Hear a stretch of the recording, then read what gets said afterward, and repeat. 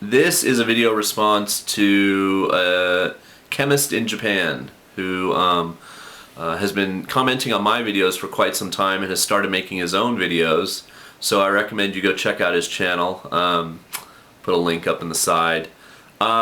Basically, he's not a J-vlogger in the sense that he lives in Japan, but he has lived in Japan and has lots of knowledge about the country and the culture, and is way better at speaking Japanese than I am. So he made a video about being fat in Japan. He's a large guy like myself. Just for a point of reference with me, I am 182 centimeters tall, which is roughly 6 foot, 6'1", around there. And I weigh, well, I recently tried to weigh myself. It's hard sometimes finding a scale that's over 100 kg because, you know, I work at junior high schools where hardly any of the kids, of course, are that big. 100 kgs, by the way, is 220 pounds. And I think I weigh roughly around 125, 130 right now. So that is about 290.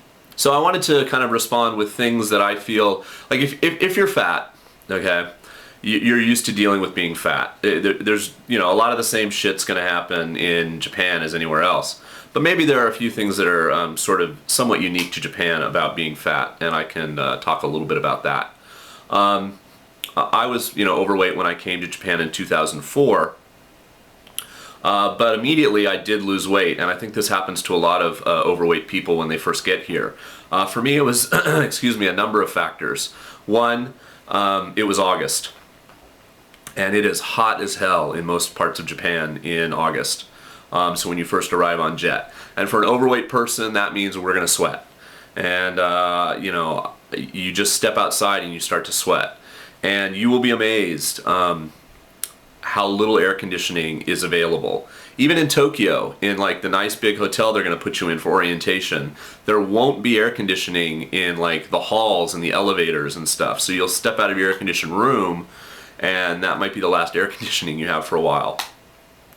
So that's different. There's certainly your school buildings and etc. are not air conditioned. So you just have to find ways of dealing with being sweaty during the summer months here. If you're a big person like me, it is a major thing you have to deal with. So it was August, it was hot, I was sweaty. I had to ride my bike, this little kind of granny mobile that they give you, or walk to get anywhere. I had no car, and I wasn't going to be getting a car. I eventually got a scooter because I didn't enjoy showing up to work basically and having to change clothes, which is kind of almost what I did the first month I worked here.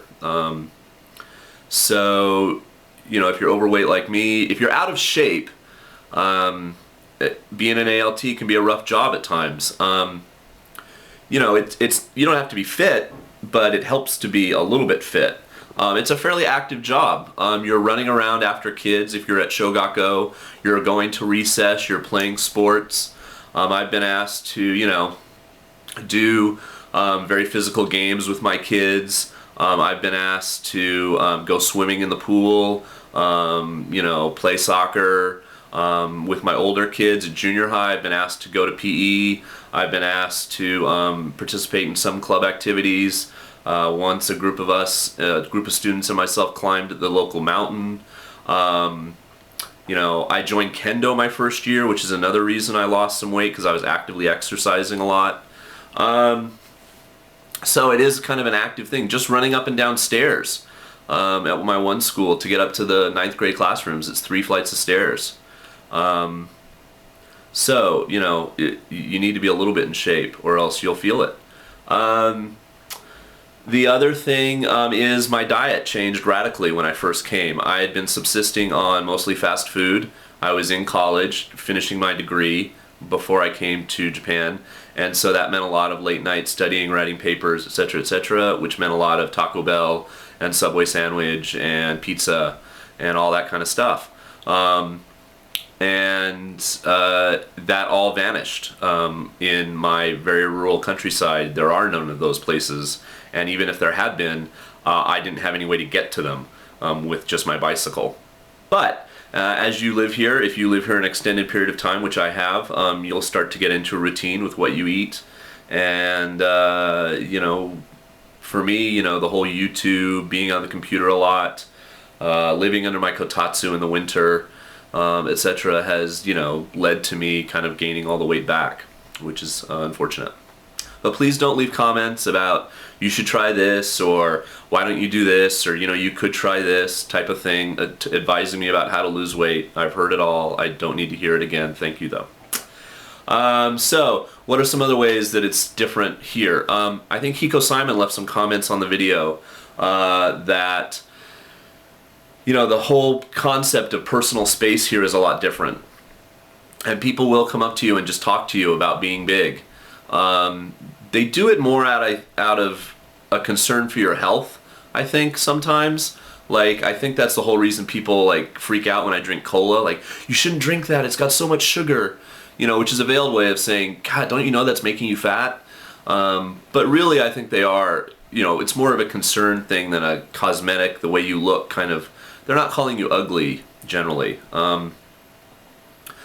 But it can be a little bit annoying, but you just get used to it. The kids, my shogakuse, certainly, I'm a big guy, and to them, I'm really big.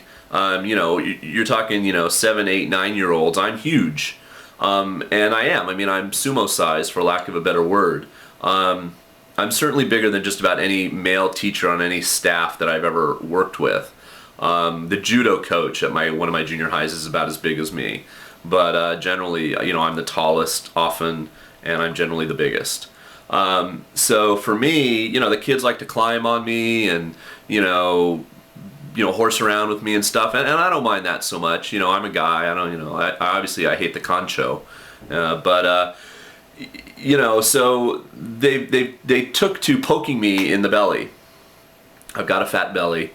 And they'll kind of poke it and kind of go, or the girls go, oh, kimochi, and they'll little poke. And young kids, you kind of like, whatever. Older kids though, it seemed kind of weird.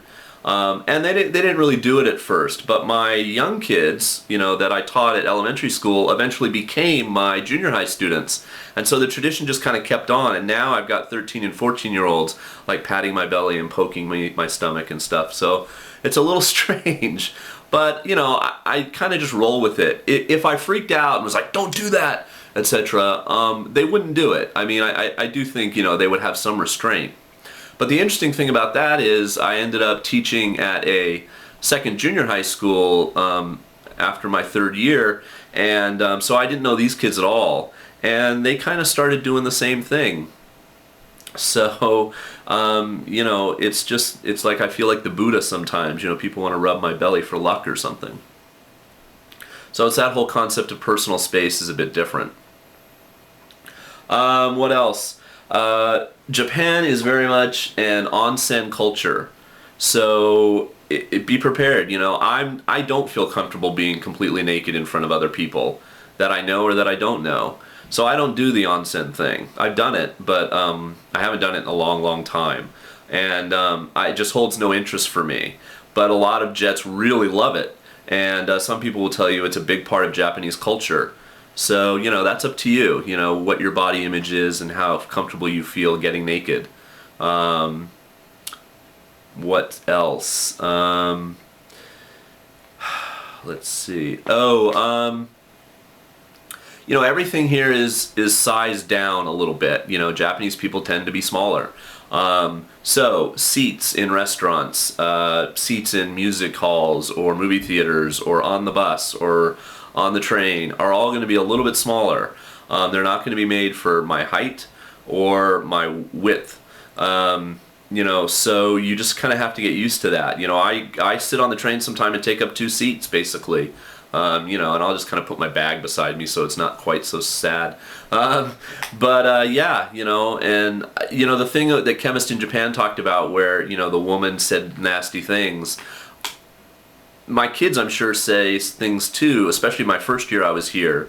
But I don't understand what they're saying. So that kind of thing just goes over my head and it doesn't bother me because how can it? I don't understand if they're saying bad things about me in Japanese.